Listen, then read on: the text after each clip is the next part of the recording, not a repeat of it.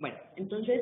hay que entender que cuando, digamos, el primer punto, cuando uno habla de evaluar riesgo cardiovascular en una persona, uno tiene que determinar en qué escenario, bajo qué escenario se está como interactuando. Entonces, uno puede tener dos tipos de pacientes. Los pacientes asintomáticos,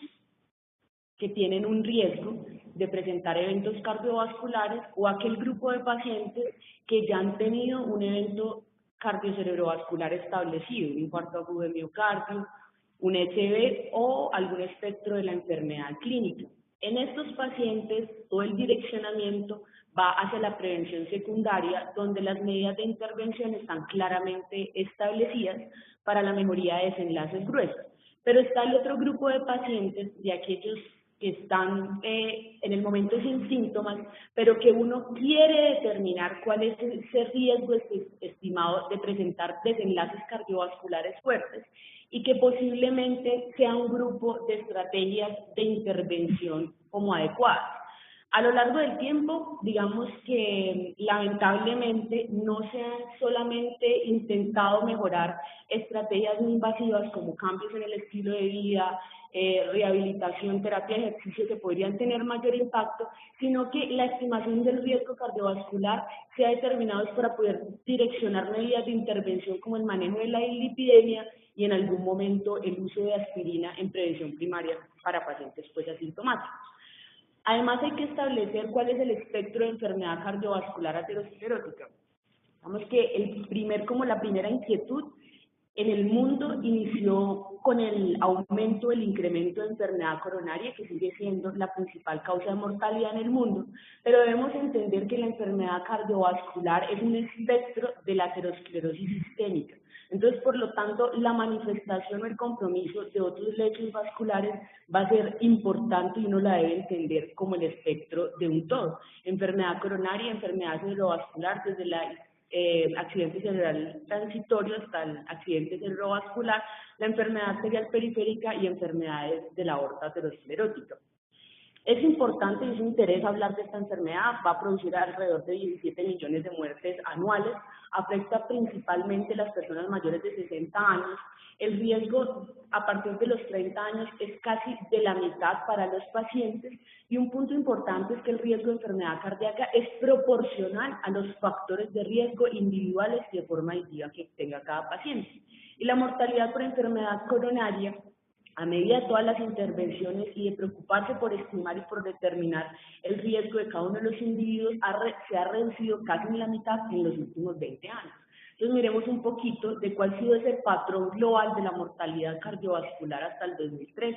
La muerte de causa cardiovascular sigue siendo la principal en todo el mundo. La meta es reducir alrededor del 25% de la mortalidad por enfermedad cardíaca para el 2025 y la muerte de causa cardiovascular ha disminuido por el tiempo, como les decía, por las diferentes intervenciones. Entonces vean esta gráfica en relación a los grupos etarios. A medida que aumenta la edad, aumentan esos desenlaces cardiovasculares gruesos y también la mortalidad. Vemos como en azul, sin ninguna duda, y sobre todo el grupo por encima de los 60, 70 años, la primera causa de mortalidad es la enfermedad cardiovascular, seguida del cáncer y ya de otras patologías, pero sigue teniendo un costo y un impacto importante para todos los sectores de salud. La enfermedad coronaria, la enfermedad isquémica, sigue siendo la que más causa muerte, seguida por el accidente cerebrovascular, pero tenemos un espectro de enfermedad que, si bien en el contexto de enfermedad arterial periférica que nos compete a nosotros, puede tener compromiso y riesgo de desenlaces que comprometan la extremidad, la causa de mortalidad por enfermedad coronaria es alrededor del 50 y el 60%. A medida del tiempo, entonces, aquí se ve como las muertes han disminuido en relación también al grupo etario por las diferentes intervenciones. En Colombia parece que hay un aumento de la incidencia de enfermedad cerebrovascular desde el 2010 al 2014, en esa proporción que había de enfermedad coronaria respecto al compromiso vascular cerebral, y la mortalidad presentó una leve disminución, pero en tendencia se conservan las tasas muy parecidas. Y la relación hombre-mujer, en relación pues como a los estudios en todo el mundo, es más frecuente para los hombres en comparación con las mujeres. Entonces vemos como la tasa de mortalidad por enfermedad isquémica del corazón en mujeres ha ido incrementando a lo largo pues hasta el 2014 con una tasa de mortalidad que permanece relativamente estable en el tiempo para las mujeres. La enfermedad y el compromiso en mortalidad en mujeres es mucho menor en hombres, conservándose la relación que se aprecia también en todo el mundo. Aquí está la incidencia en mujeres en comparación de la incidencia en hombres. Hay mayor incidencia en hombres de enfermedad cardiovascular, lo mismo que la mortalidad es mucho mayor en los hombres en comparación con las mujeres. Entonces, ya he entendido como esta parte de la importancia y el aumento, como ese cambio epidemiológico que ha habido en el tiempo, entonces nos tenemos que enfocar en el riesgo de la enfermedad cardíaca proporcional a esos factores de riesgo. Pero, ¿esto cómo empezó? Entonces, inicialmente vamos como hace aproximadamente ya casi 50 años. El estudio de las 7 ciudades empezaron con el advenimiento del incremento de los desenlaces cardiovasculares, sobre todo el aumento de la mortalidad por infarto agudo de miocardio. En el mundo empezó una tendencia a tratar de entender la enfermedad. ¿Cuáles eran los factores en personas que estaban asintomáticas que iban a llevar a presentar enfermedad cardiovascular y cómo las diferentes etnias o características particulares en los países empezaban a determinar la presentación de estas enfermedades? Entonces, este primer estudio planteó preguntas sobre la salud cardiovascular entre países con diferentes estilos de vida y hábitos alimentarios. Este doctor Ansel Keys de la Universidad de Minnesota era un fisiólogo que fue representante de Estados Unidos. Como vemos, había diferentes países, pero el más importante en relación en aportar conocimiento con esta cohorte y las características clínicas fue Estados Unidos, dirigido por este doctor. Entregaron diversos aportes antes de empezar, digamos, con la cohorte de Framingham, como vamos a ver más adelante.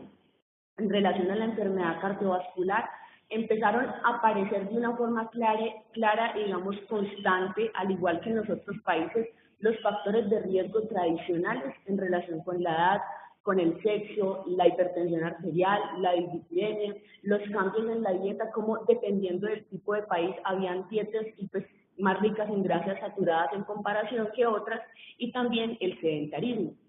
Particularmente en Estados Unidos, alrededor de 1900 empezó a haber un cambio entre 1900 y 1960, o sea, la década del 70, entre las muertes por enfermedad coronaria, pasando de una tasa de incidencia del 10% al 40%. Entonces, este incremento tan abrupto llevó y motivó a que, además de este estudio de cohorte de los 7 países, iniciaran a estudiar la población americana para determinar cuáles eran esos posibles factores que iban a llevar al desarrollo de enfermedad coronaria. En 1947, en conjunto con el Instituto Nacional del Corazón, inicialmente, se creó la cohorte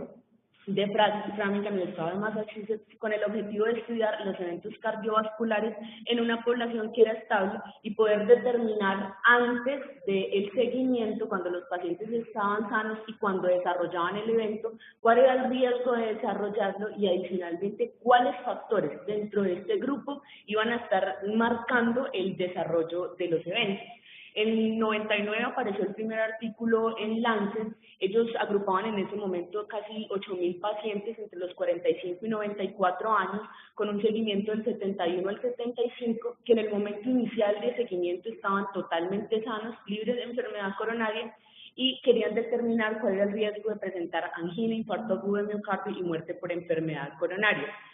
Vemos como en ese momento la presentación fue mucho más, ligeramente más frecuente en hombres que en mujeres, más infarto agudo de miocardio y angina en relación con otro tipo de eventos, y también empezaron a ver cómo adicionalmente a la enfermedad coronaria también empezaban a incrementarse los accidentes cerebrovasculares,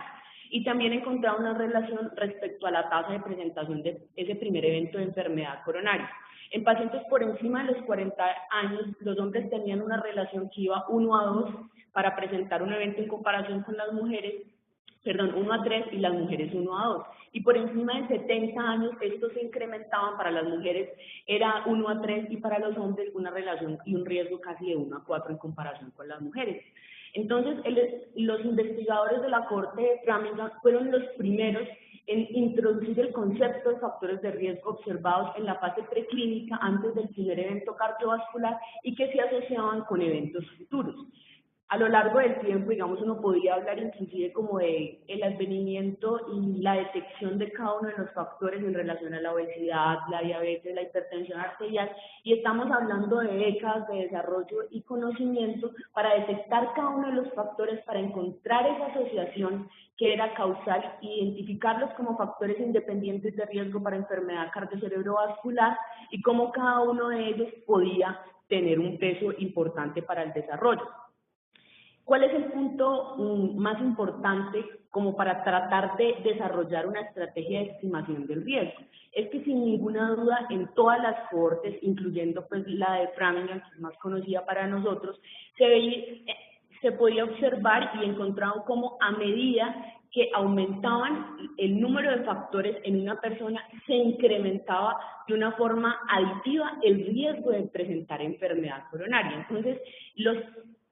pacientes, tanto hombres como mujeres, en la medida que se iban aumentando, iban sumando factores de riesgo, la incidencia acumulada de presentar desenlaces era más amplia. Entonces, eso lleva a pensar en que uno podía desarrollar una estrategia que combinara múltiples variables, que eran esos factores de riesgo identificados, para poder estimar de una forma que uno quisiera que fuera precisa el riesgo cardiovascular a 10 años, que es lo que hacen la mayoría de estas escalas de predicción. ¿Cuáles serían las características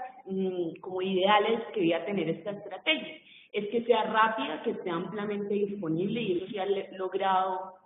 en los últimos años con los smartphones para poder tener la herramienta de una forma más práctica, porque antes uno tendría que andar con esas cartas para evaluar, tener una calculadora, sacar el riesgo, digamos que no era tan fácil, que definitivamente sea fácil de usar con los dispositivos electrónicos, así tengan pues como una expresión logarítmica para calcular, definitivamente cada vez los hace más fácil. Y el punto más importante es que sea precisa. Una escala de evaluación tiene que tener dos características: que me logre discriminar entre la población cuáles son los de alto, los de intermedio y los de bajo riesgo, y que adicionalmente tenga una adecuada confiabilidad para determinar cuál es el riesgo que tiene ese paciente individual de presentar un evento antes de la fase preclínica. Y adicionalmente, y este es un punto muy importante para tenerlo en cuenta, sobre todo para nuestro medio, es que tengan una validación tanto interna como externa adecuada. Que ese es un poquito de lo de la validación, es que cuando uno desarrolla una estrategia de evaluación, un score de puntuación, uno siempre lo desarrolla o digamos se inventa con una cohorte, debe validarse con la misma cohorte, luego con otros mismos países con las características similares, y luego para tratar de poderla utilizar en otro tipo de población con características diferentes, yo tengo que empezar a hacer estudios de validación externa para evaluar cuál es ese rendimiento o esa capacidad de precisión que tiene esa herramienta de diagnóstico. Entonces, cuando uno empieza,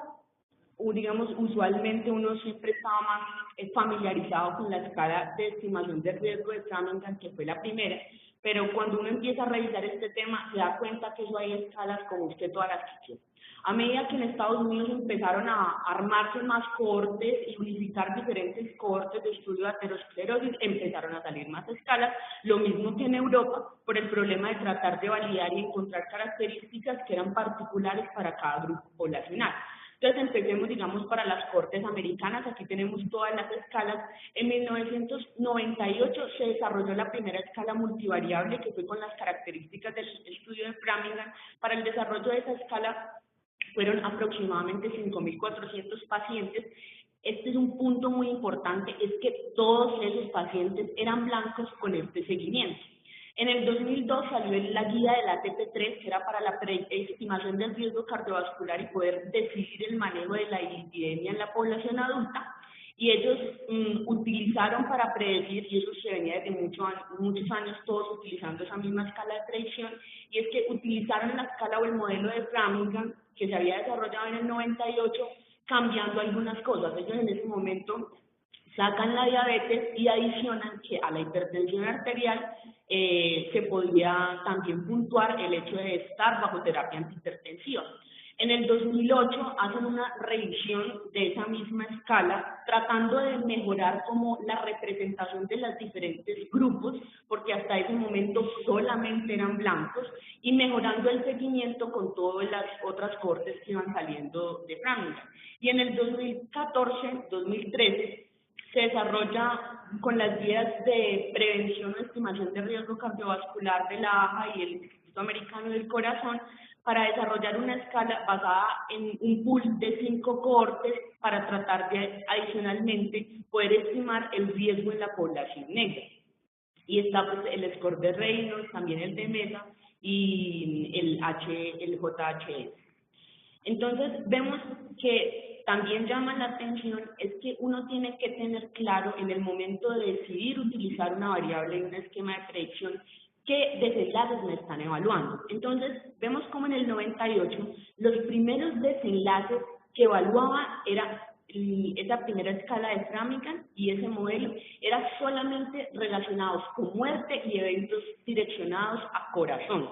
Entonces, la crítica que empezaron a pensar es que definitivamente lo que mayor le va a dar impacto en desenlaces gruesos no solamente que tengan desenlaces cardíacos, sino que además de la muerte tuvieran desenlaces cerebrovasculares, porque fueron dándose cuenta del advenimiento del incremento de la enfermedad cerebrovascular. Entonces empezaron a cambiar cada uno de los diferentes desenlaces que evaluaban respecto a las cohortes. Entonces vemos como para la TP3 evalúa solamente muerte, infarto agudo de miocardio no fatal,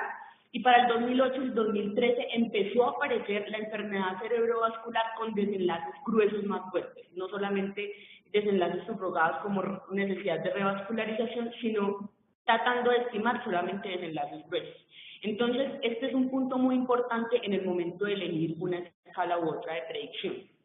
Aquí están cada una de las variables. Vemos como la escala o el modelo inicial de Framingham tenía en cuenta la edad, el género, el colesterol, HDL, LDL, la presión arterial sistólica, la presencia o no de diabetes mellitus y el uso de cigarrillos. En el ATP3, ellos quitan lo de la presencia de diabetes porque consideran un equivalente de riesgo cardiovascular a diabetes mellitus, o sea que no habría que estratificarla para el momento de manejar de acuerdo a las recomendaciones que ellos dan la dislipidemia, y colocan este punto que era el tratamiento de la presión arterial, sí o no, están puntuando algo adicional. Y como vamos a ver, están las otras escalas que lo que cambian más son los desenlaces, como el peso que le daban a los desenlaces, pero las características siguen siendo las mismas. Es importante que vean cómo en las cortes americanas, con las modificaciones que le han hecho a la escala de Framingham, siempre son con factores de riesgo tradicionales. Lo que intentaron hacer las otras escalas o modelos de predicción es tratar de agregar factores no tradicionales como el score de calcio, la proteína C reactiva, pero digamos hasta el momento esto no ha mejorado el rendimiento, digamos con algunos sesgos en esos estudios iniciales.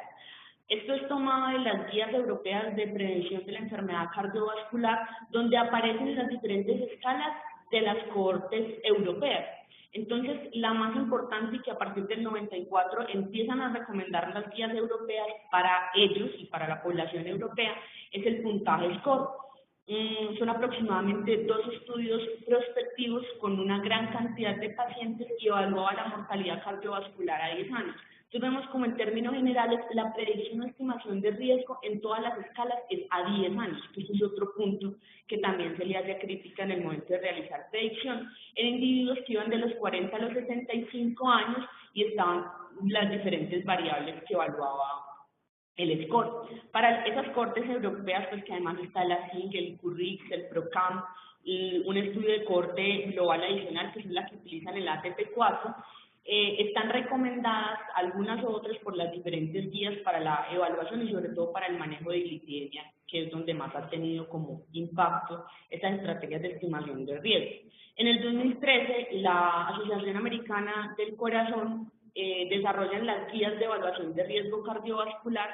y el punto importante es que ellos empiezan a tratar de analizar y sobre todo cuestionar que hasta ese momento la revisión que se le había hecho al modelo de predicción de Framingham en el 98 y en el 2008 todos los pacientes incluidos en esa cohorte eran blancos. Y a medida que la población de Estados Unidos iba cambiando, ya con más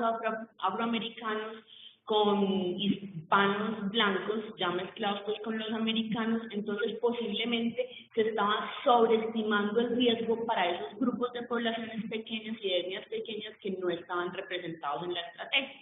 Entonces, en este momento, como aproximadamente un año antes, se desarrolla un modelo de predicción que es el modelo que estandariza 5 cohortes, la de Framingham, la del estudio ARIS, un estudio del corazón y otro estudio y 2 estudios adicionales también en seguimiento en Estados Unidos para tratar de incluir mucha más población y tratar de validar esa escala en población que no sea solamente blanca, sino tratar de incluir más la población afroamericana y desarrollan esta escala de predicción, que miren que básicamente son las mismas variables de Framingham, pero ellos lo que cambian es esa correlación y ajustan a la etnia para poder calcularlo en afroamericanos, que eso uno no lo podría hacer, digamos, de una forma adecuada con la escala de Framingham inicial. Ellos la recomendación que dicen que realizar esta ecuación conjunta especificada para el sexo y para la raza predice el riesgo a 10 años y podría utilizarse en afroamericanos no hispanos y en blancos no hispanos de la edad de 40 a 79 años. Ellos son claros que como los hispanos no estaban representados, que todas las poblaciones diferentes, por ejemplo asiáticos, ya americanos o hispanos que uno decida evaluar con esta estrategia, como no tienen una validación en este grupo de poblaciones, sobreestiman el riesgo para estas subpoblaciones que no estaban representadas. Adicionalmente, ellos dan como un modelo de evaluación. Ellos dicen, lo primero que usted tiene que evaluar en un paciente es si tiene enfermedad cardiocerebrovascular clínica. Si yo defino que mi paciente ya tiene un evento, yo lo que tengo que desarrollar es una estrategia de prevención secundaria. Ese paciente ya es de alto riesgo y yo ya voy encaminado a mejorar cada uno de esos factores de riesgo en los cuales yo pueda intervenir.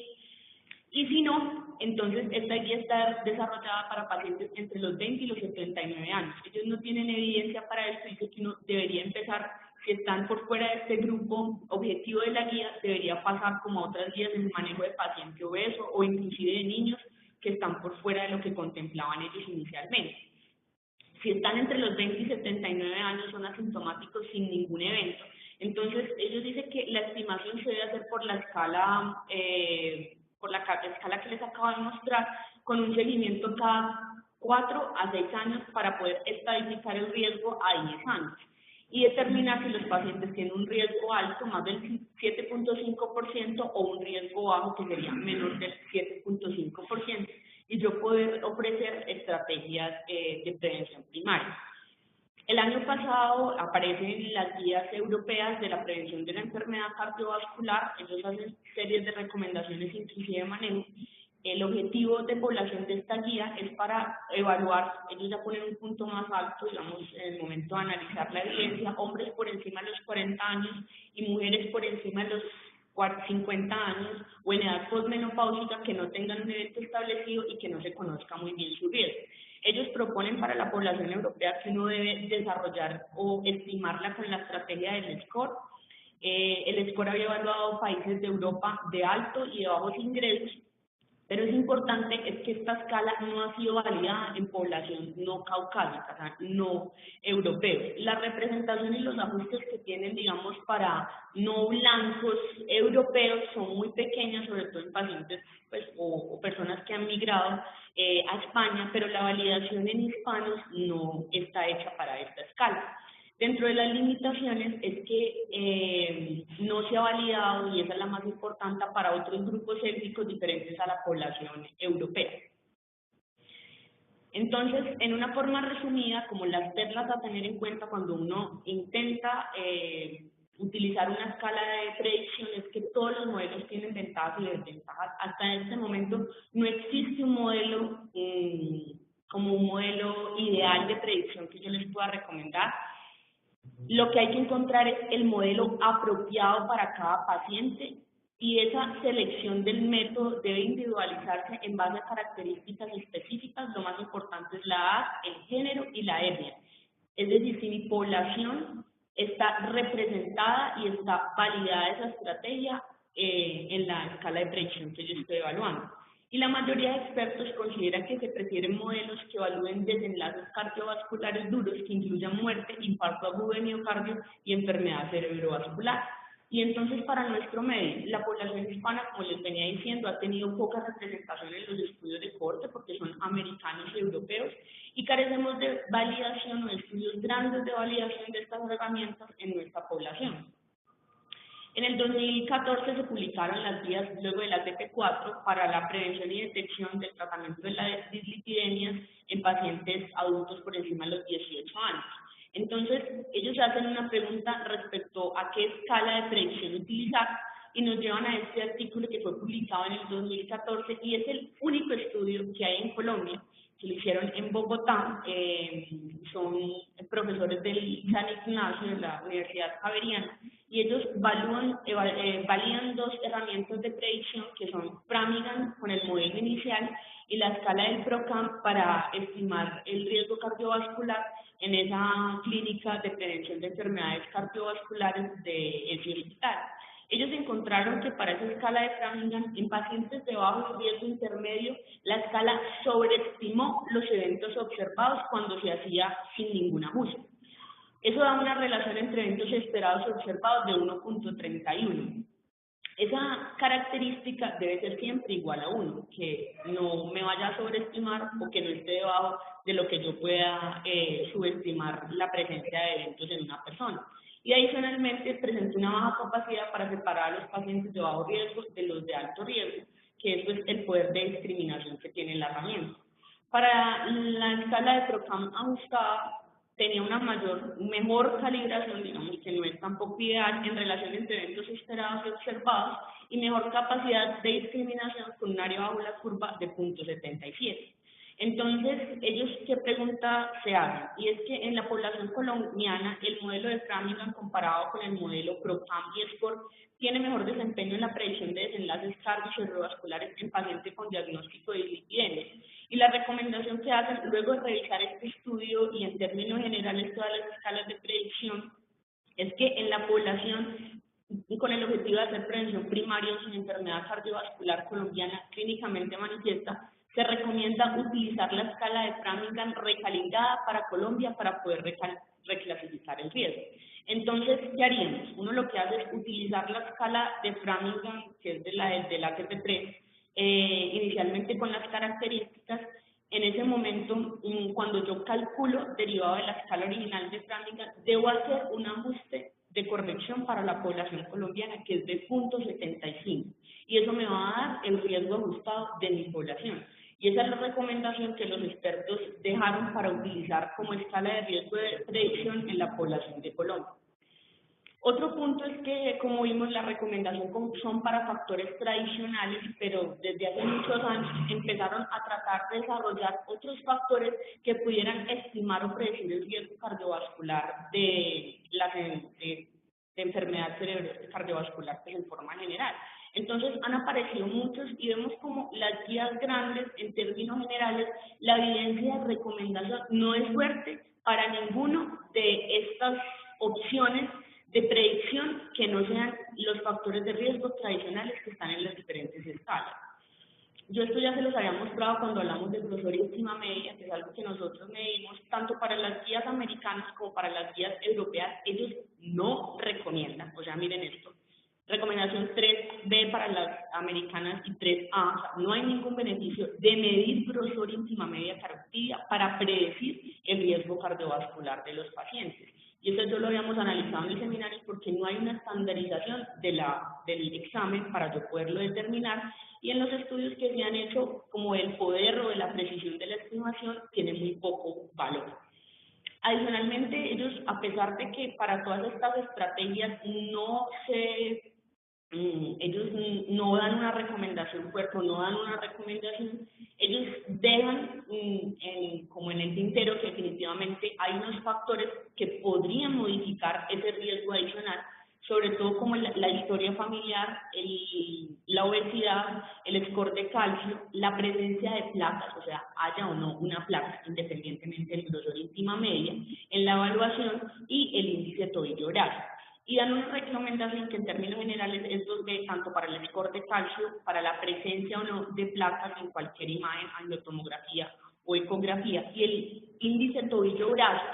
como estrategias que pueden recalcular o reajustar el riesgo en mis pacientes. ¿En quiénes los podríamos utilizar? En aquellos pacientes, sobre todo, que son de riesgo intermedio, que estén, digamos, muy ansiosos, que yo quiero hacer medidas para poder definir mejor ese riesgo, o también pacientes de bajo riesgo, y me puedo apoyar de alguna de estas tres variables para poder tomar una conducta en relación a qué medida de prevención primaria le voy a ofrecer a mi paciente. Sin ninguna duda, costo-beneficio no la recomiendan porque en relación a yo sacar mi celular y hacer un modelo de predicción, estas herramientas son más costosas. Sin dejar a un lado que, digamos, hacer un score de calcio va a significar hacer una imagen que va a irradiar al paciente y que costo-beneficio pues no es una herramienta que sea económica para yo poder recomendarla o recomendarlos ellos de una forma generalizada a todos los pacientes. Han salido, digamos, otros marcadores de factor de riesgo, las medidas de rigidez arterial, digamos, este es el metaanálisis más grande, publicado en el 2010, donde se encuentra que la velocidad de onda de pulso aórtica es un factor independiente de riesgo de desenlaces cardiovasculares, sobre todo de eventos cardiovasculares y de mortalidad, lo mismo que la presión aórtica ventral. Entonces, sin ninguna duda, son factores de riesgo nuevos con el advenimiento y encontrado de estos nuevos factores, pero el problema y la crítica que hacen las guías europeas del año pasado es que cuando se empiezan a meter no solamente las medidas de rigidez arterial, sino proteínas de reactiva, todos los marcadores inflamatorios, hay grandes sesgos en los estudios que no permiten que uno en este momento, a la luz de la evidencia, recomiende estos factores no tradicionales como estrategias en la predicción o estimación del riesgo de mis pacientes. En relación a las medidas de rigidez arterial, ¿qué dice literalmente la guía? Que, por ejemplo, las recomendaciones del Task Force concluyen que las medidas de rigidez arterial podrían ser un marcador útil para mejorar la predicción del riesgo cardiovascular en las decisiones de pacientes que están muy cerca como a los límites de riesgo. Pero el uso sistemático en la población general para mejorar la evaluación o estimación del riesgo cardiovascular no es tan recomendado y ni siquiera todavía ellos lo ponen dentro de las recomendaciones o en las tablas de recomendaciones y no dan un nivel de recomendación para eso. Ya para terminar, los mensajes es que no existe un modelo ideal aplicable a todos los individuos. Siempre hay que individualizar la evaluación de cada paciente. Yo qué quiero con mi paciente y qué estrategia de prevención primaria le voy a ofrecer. Los hispanos usualmente hay una sobreestimación del riesgo, por eso yo pienso que en este momento lo que uno tiene que seguir es las recomendaciones que nos dieron en el 2015 de utilizar Framingham ajustado para la población colombiana, y pues no podríamos utilizar SCORE, no podríamos utilizar la herramienta del 2013, las 5 cohortes, porque no estamos representados, no es una escala que está validada para nosotros, y la estrategia inicial de estimación del riesgo en asintomáticos debe realizarse con un modelo de predicción multivariable, y eso es muy importante. Si a mí me llega un paciente el día de hoy asintomático, que yo quiera empezar a estimar el riesgo cardiovascular, yo no le tengo que mandar un Doppler, yo no le tengo que mandar una angiotaxia inicialmente. En ese momento tengo que determinar si clínicamente o no tiene enfermedad periférica, pero yo lo que tengo que hacer es hacer un score de predicción clínica con factores de riesgo tradicionales, que eso es lo que me recomiendan las guías.